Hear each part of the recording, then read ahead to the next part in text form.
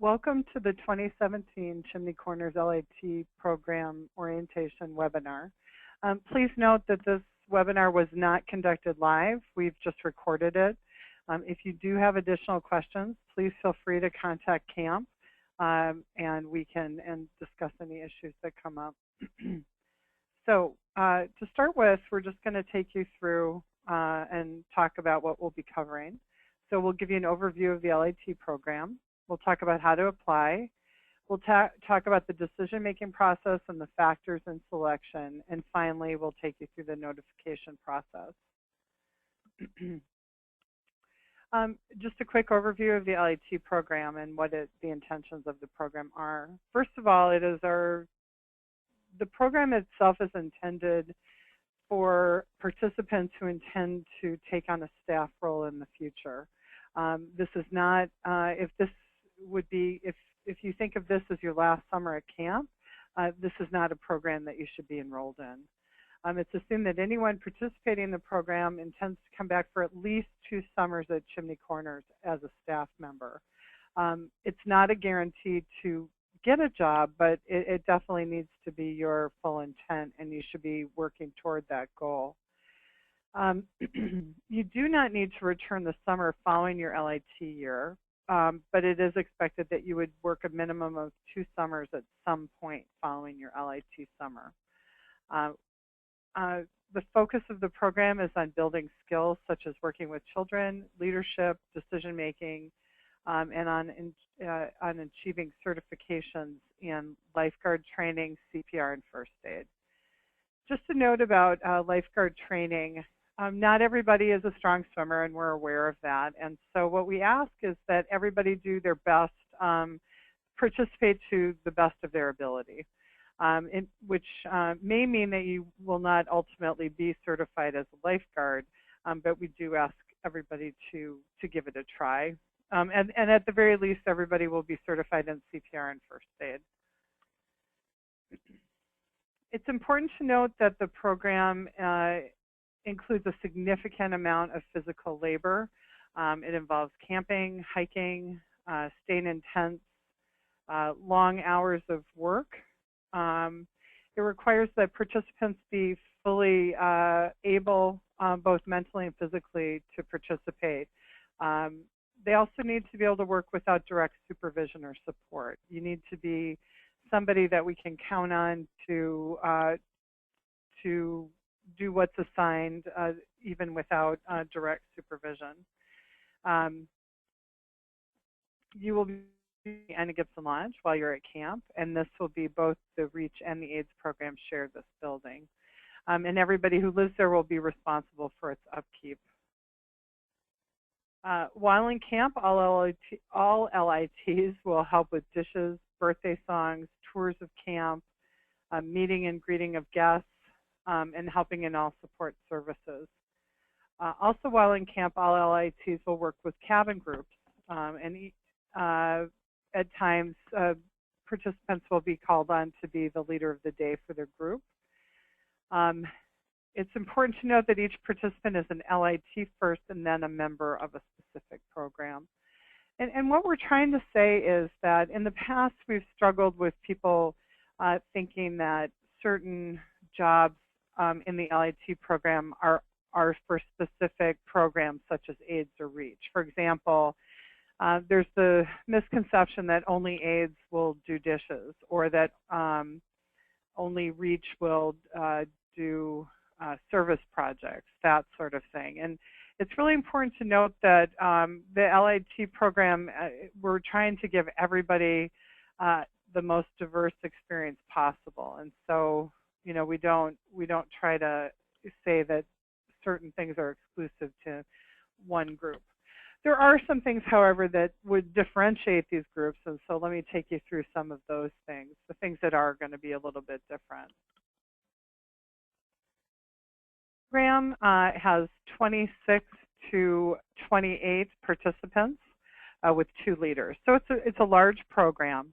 And so it can be at times easy to be lost in the crowd. And so you really need to have the ability to work independently, to seek out your leaders when you need them, to seek guidance when necessary. You need to be counted on, though, to make responsible choices at all times. And there is a great deal of freedom to an extent, but also along with that a great deal of responsibility. Most of an AIDS time is spent in camp. The program is 8 weeks long, and there's a 3-day training period. In order to be an aide, you need to be able to fully participate in the 8 weeks, and ideally in the 3 days of training, and we'll talk about exceptions to that. But if you are unable to complete the full 8 weeks, you should either apply for REACH only or apply for another program that's of shorter duration. Every aide will be assigned to a cabin group each session in different age groups to give you a chance to get a sense of what age group you work best with.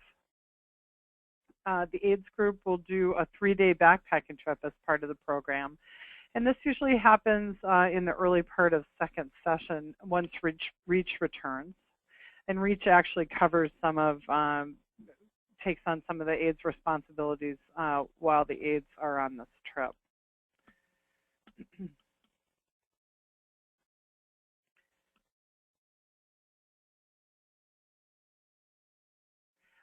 Aides will split their time between the following activities and duties. There's going to be a portion of their time dedicated to the support of camp by working in the office, doing dishes, working with the kitchen staff, helping clean the dining hall, and working with the infirmary staff.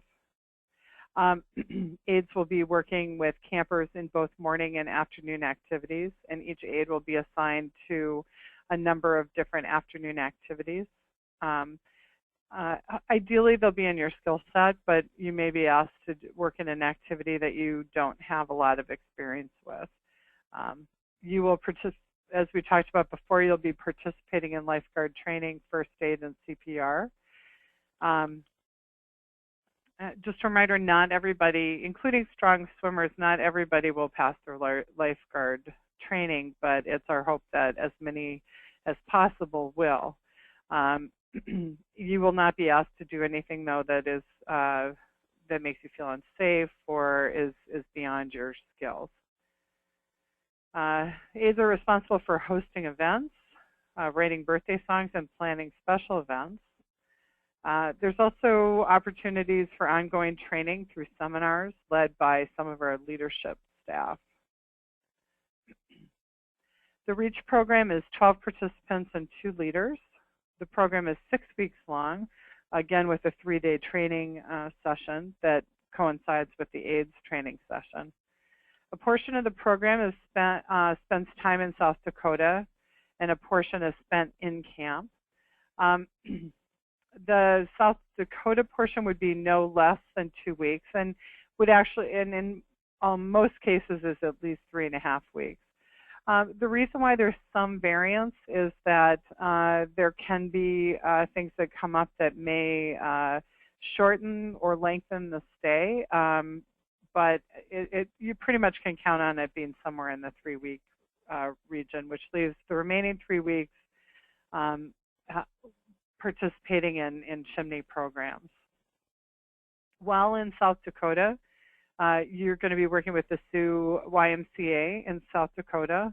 You're going to do work with a lot of different communities within the Sioux YMCA service area.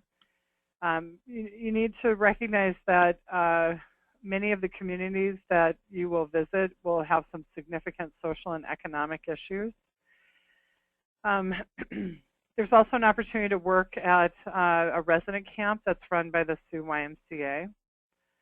During that time, just another note about that is there's very little cell coverage out in that area, so there are going to be periods of time where the group will be out of contact. There'll be a landline phone that they can use for emergencies, but cell coverage is pretty spotty. During the time the group is in South Dakota, they'll camp and cook their own food. In addition to camping, they may also be staying in gymnasiums or church basements. Accommodations are going to vary quite a bit. Also, access to showers and that sort of thing is going to vary from spot to spot. So, you know, be prepared for periods of time where you may not be able to get a full shower in. We consider this a cultural exchange program, which is different than a service program. The idea is that we are there to learn about the culture and also share some of our own camp culture with the community that we're visiting. If time and scheduling allows, participants may visit national parks and attractions such as Mount Rushmore, the Crazy Horse Memorial. There's the Badlands is another location that people will often visit. You may participate in a powwow. There's a rodeo that happens over the holiday weekend sometimes that the group is able to be a part of. Not the rodeo part, but helping with things like concessions and things like that, but just community events. Occasionally the group is invited to participate in a sweat lodge, but this does not always happen.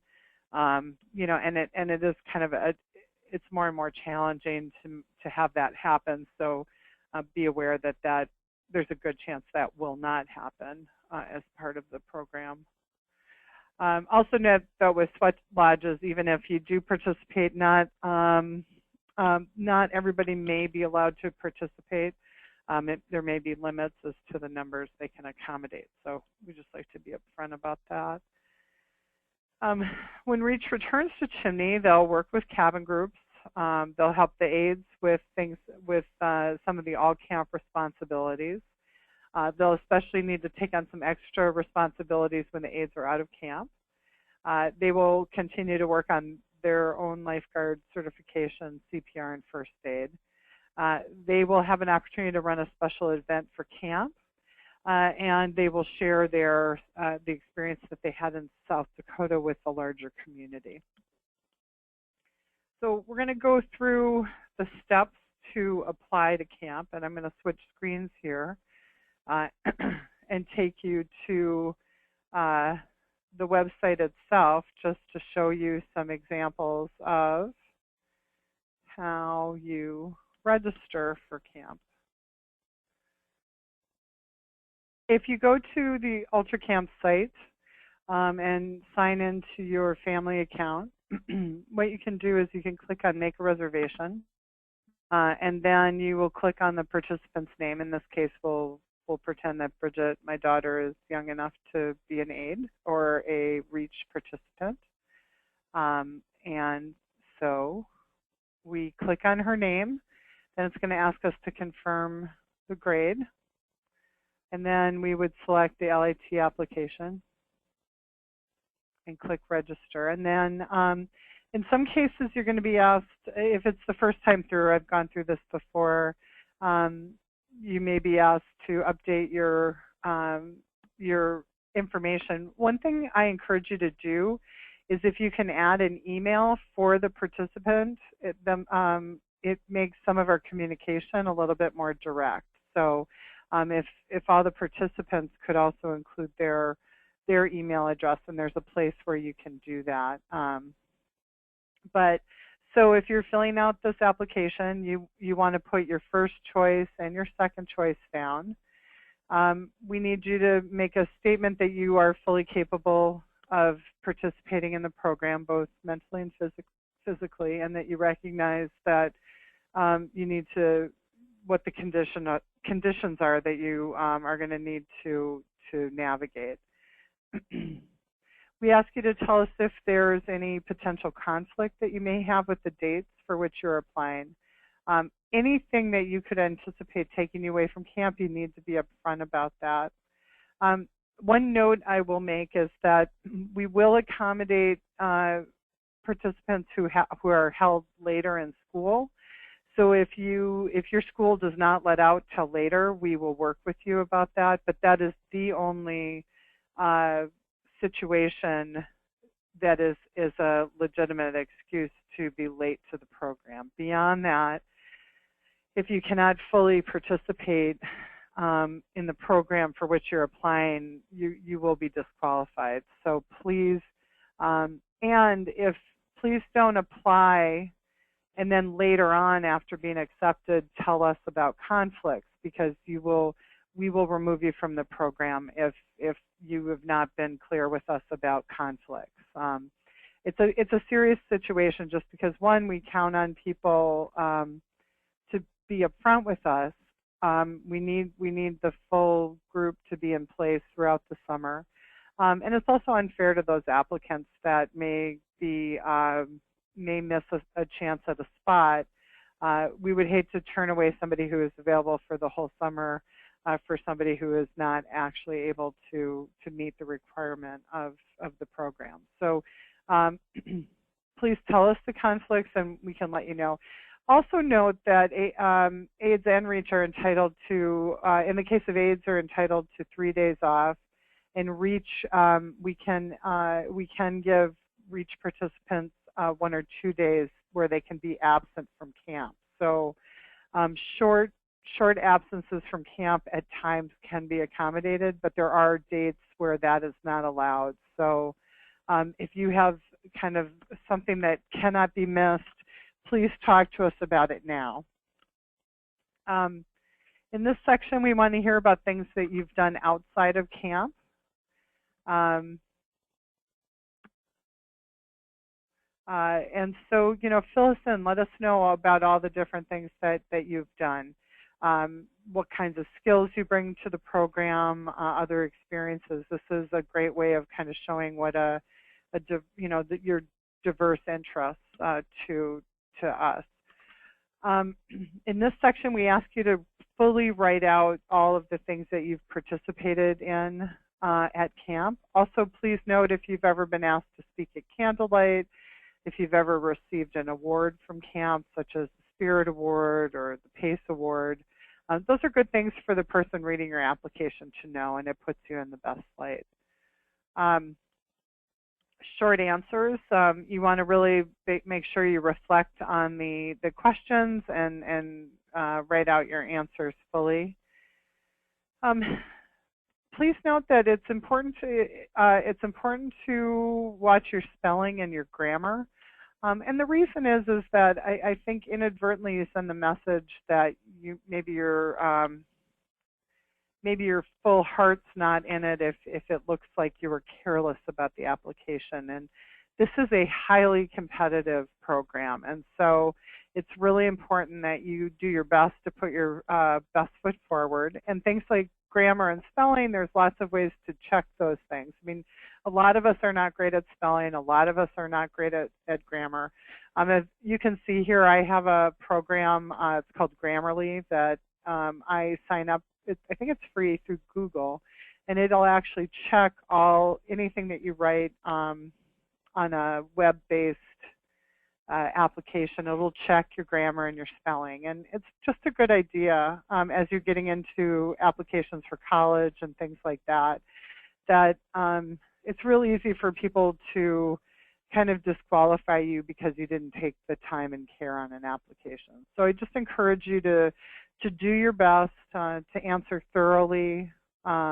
Think about the impression that you want to leave with this application, because it does weigh heavily in the decision-making process. This final question is an essay question. It should be a little longer. It should be thought out. It's open enough for you to give a lot of great information about yourself and about what your intent is in participating in this program, what your goals are. So use it as a way of, again, just showing what you're bringing to the table. Once you're done with this application and you do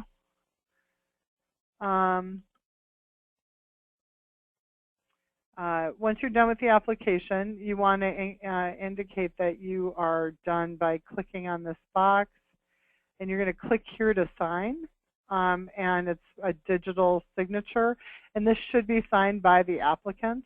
So be sure that you do that, and that's our indication that you accept the conditions that are outlined above.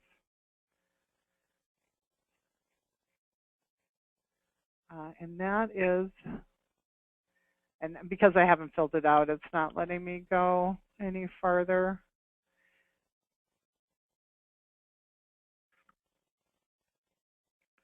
Once you're done, and you've signed it, you can proceed to the checkout and complete your order. As you note, there is no deposit required. This completes your application. Okay. A little bit more information about deadlines. You need to have completed the application by September 30th, no exceptions. And a late application will most likely disqualify you from the program. So if you're having any difficulty navigating, please call us and we can help you with that and walk you through. So factors in selection. These are not in order of importance by any means, but tenure at camp, and this is a big question. It's like, how much does this play a factor in whether somebody gets in? And basically, the idea is if we have two equal candidates and we're having difficulty deciding based on these other criterion, tenure might push somebody one way or the other. So, you know, obviously we want to give some weight to the number of years people have participated, but it's also because it needs to weigh in because we have so much more information on people who've been here for a number of summers, and so that also means that people have had more years to have had difficulty as well. So, you know, I think in the long run, tenure is a factor, but it's one of many. More importantly, it's how have you progressed in the past? How have you conducted yourself? Are you somebody who cooperates with others? Or do you maintain a positive attitude? Do you pitch in and help with things? Are you interested in working things out with others? Are you, you know, those types of questions as they are reflected in your past camp record. Obviously, the more recent history is more important. You know, we're not gonna look at your junior record and see that you were homesick or that you got in some sort of a conflict with somebody when you were 8 years old. Isn't gonna weigh you down. You know, but if you had significant difficulty in the last 2 years, that will definitely play a part. And you know, it is, again, a highly competitive program. So any kinds of conflict or difficulty in the recent years will very much affect whether you are selected or not.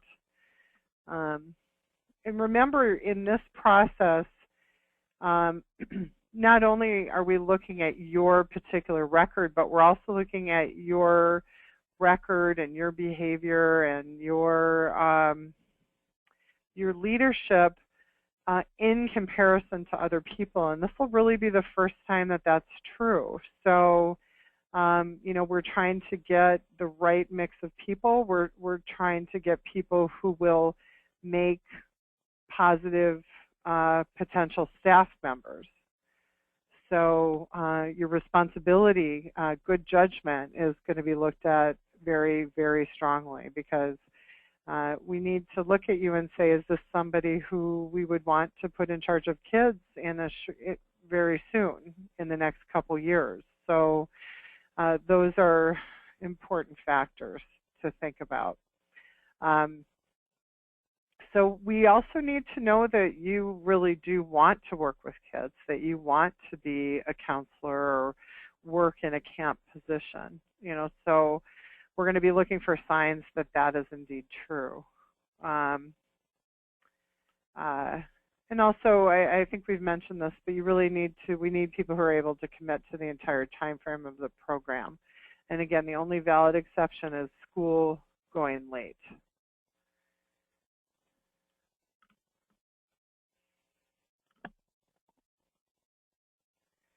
These are not factors in selection. I mean, I've been doing this for many summers, and we have we've had people ask us this, and so we need to be very overt in saying that these are not factors. So first of all, whether you need financial aid or not, financial assistance in no way plays a part. This may play a factor in your family's decision as to whether you can or can't do the program, but that requesting that or needing that in no way plays a role in these decisions.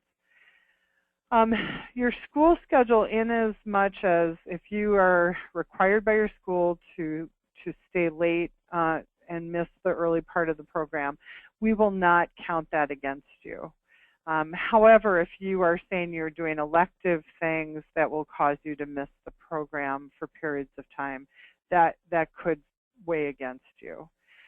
Your family's donation history to camp or close association has no bearing on selections. We've had the children of staff get turned away from these programs. We've had board members' kids turned away. There is no, we really try we make sure that those types of things, donation history, connection, has no part in this decision making.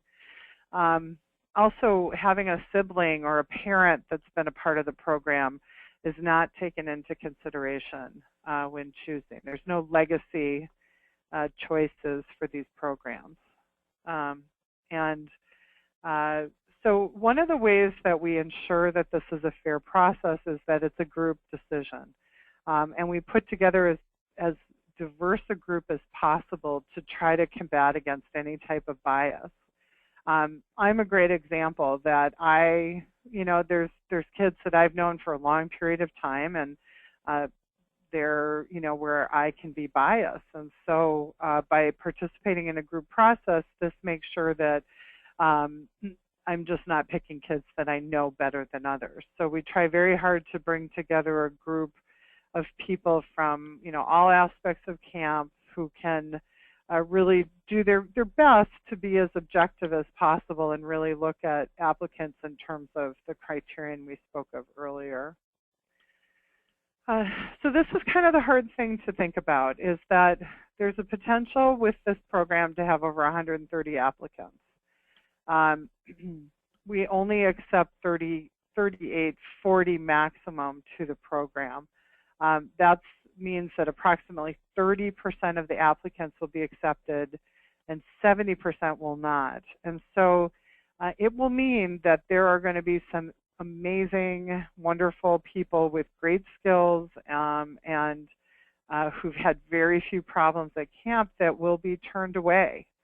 And so I just want to be clear that it is a significant possibility for anyone to possibly not get a spot in the program. So the way we make the decision, and I think I talked about this a little bit. So the applications and camper files, which when I say camper file, that's each year that you're at camp, you sit down and you would have had conferences with your leaders. You would have discussed things that went well, things that didn't go well. Your staff member would write a recommendation for the future. Your last camper year, they write a recommendation for moving forward into TSP, and that remains in your file. And then if you participated in camp last year, there'll be a recommendation from your counselor about future programs, and that would be in your file. If you went on TSP, there'd be a similar kind of recommendation that would be reviewed. It's really important to note that just because your counselor or somebody along the line said that you would make a great LIT, that may not necessarily mean that you will get a spot, only because there's a number of factors that are going to be looked at in addition to the recommendation of one or two staff. And remember that we're also looking in terms of the skills people are bringing in, we want to make a diverse LIT group, so that represent lots of different skill sets. So it is possible that, sorry about that.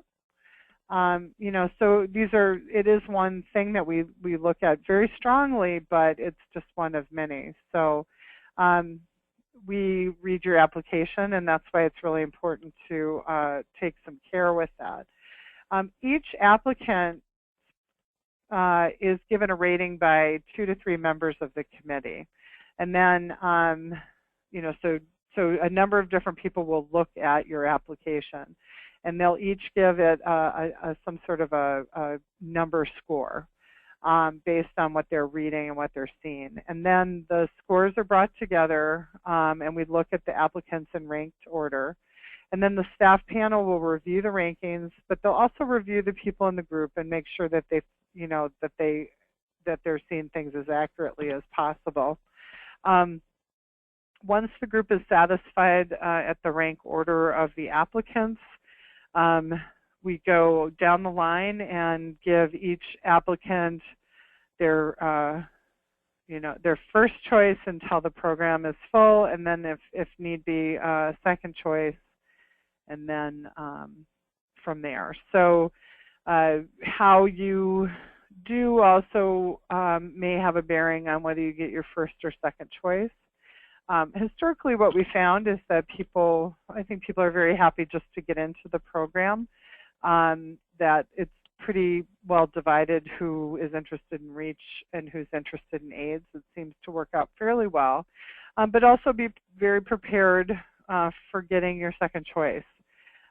If you really don't want to do your second choice, just leave it off, because again, it causes difficulty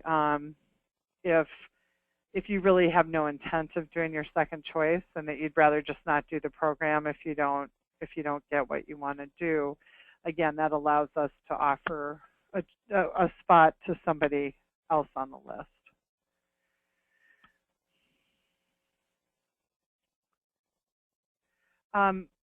So the way the notification will go is all applicants will be sent an email at the same time.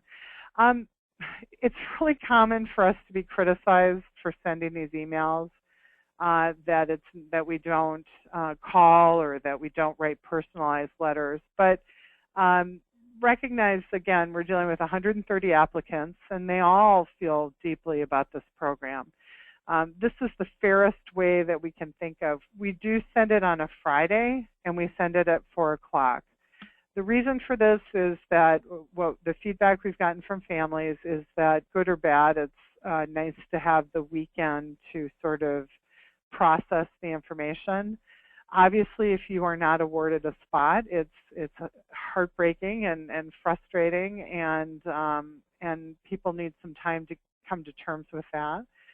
And so the feedback we've gotten is that it's people appreciate having a little bit of time away from school to process the information. And again, a clear email to all applicants is the best that we can do. I think if we tried to call 130 people and give them a personalized answer, it would be a multi-day process, and people would be waiting. So please recognize that this is the best system that we have come up with. You know, it's obviously frustrating and not getting a spot, but it's probably the most efficient way to do that. It's important that we have your most current email address, so check that in your registration process. Make sure on the date to check your spam filter to make sure that there's not a problem there. And also make sure you haven't unsubscribed to our email system. Sometimes that'll happen, and emails aren't able to go through.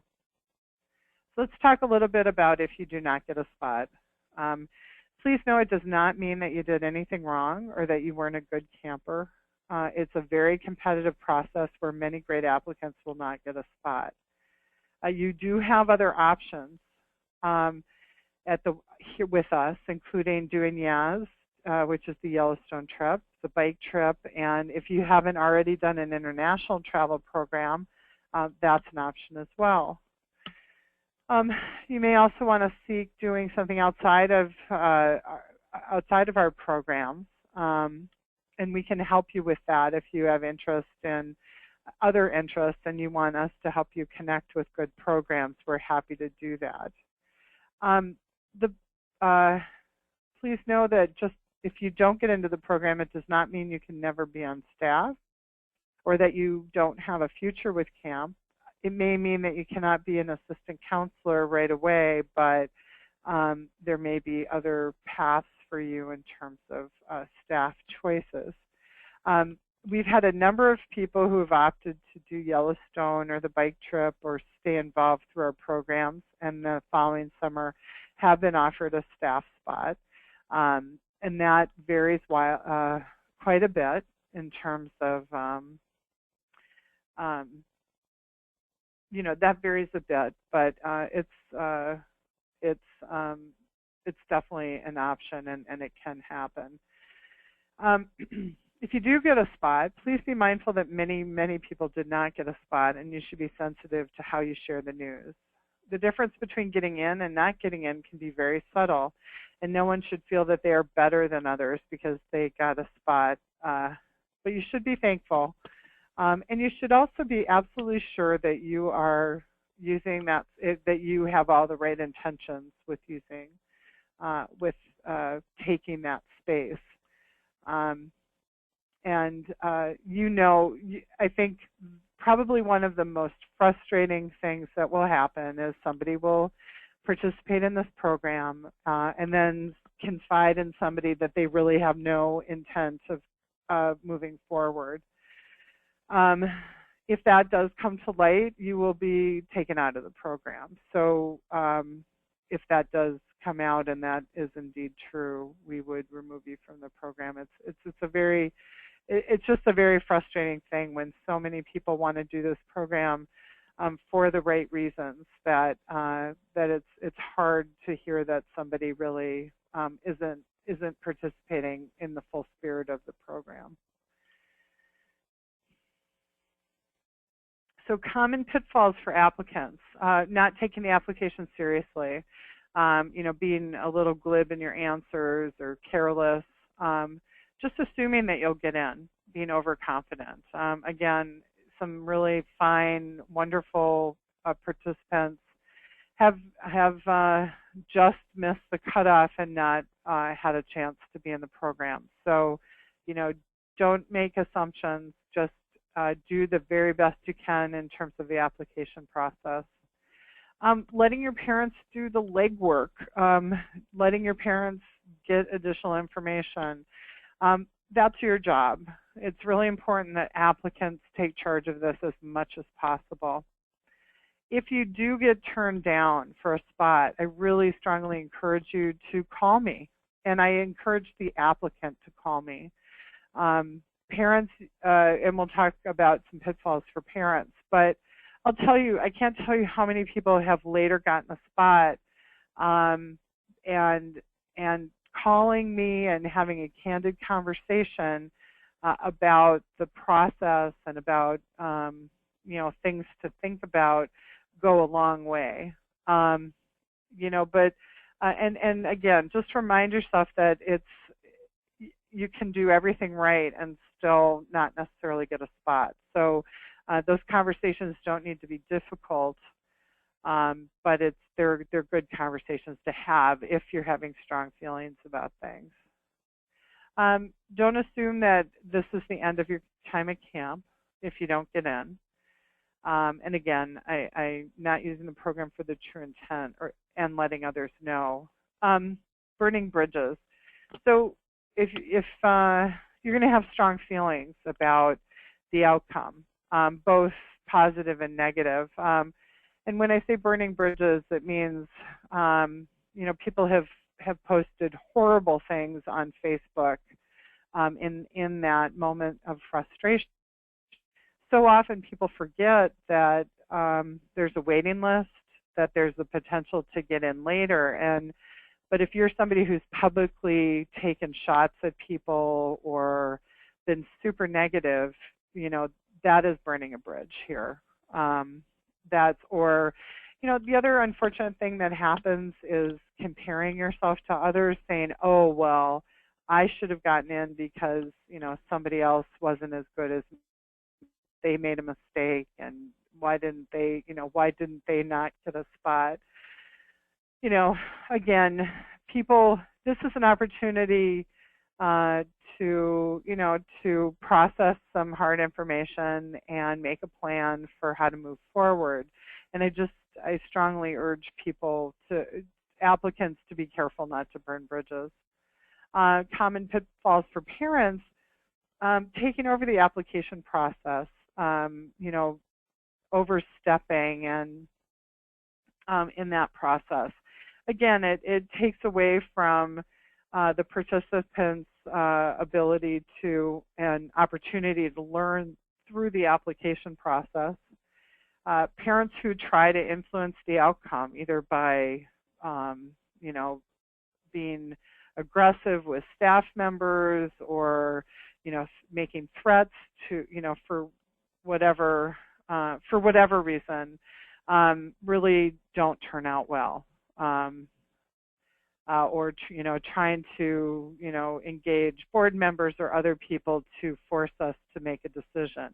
That is not a good idea. Becoming overly invested or involved with the process and adding to an already stressful situation. Please let this process be for the participant. You may have really strong feelings, we all do as parents, but let your child own the experience, let them make the decisions, let them, have the feelings. If you become overly energized or overly involved, it robs them of their own feelings and their own experience a little bit. So I just caution you on that. Reaching out to me on behalf of the applicant, again, there's a missed opportunity there. You're gonna, if for some reason we do turn your child away, we understand that you will be very angry at us as a group, and that's so understandable. But we caution you again to not burn any bridges in your frustration and anger, because there's a wait list, there's often opportunities, but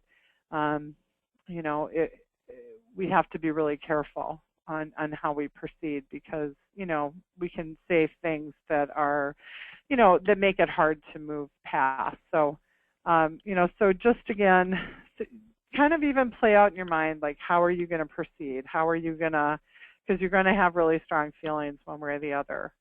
And we can talk about that in advance. I will talk to you, but just be careful about how those conversations go.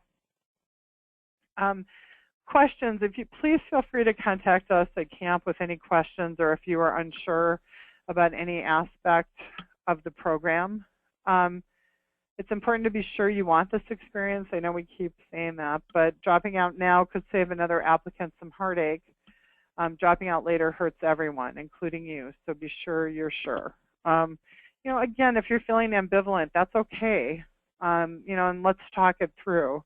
There's lots of programs, there's lots of opportunities, and Chimney is just, one experience, and we support our participants in doing what's best for them. And so if you have any doubt that this is the right move for you, let's talk about it.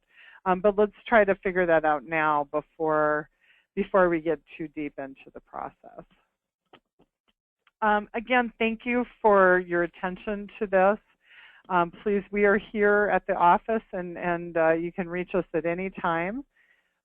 We look forward to receiving your applications, and we'll be in touch.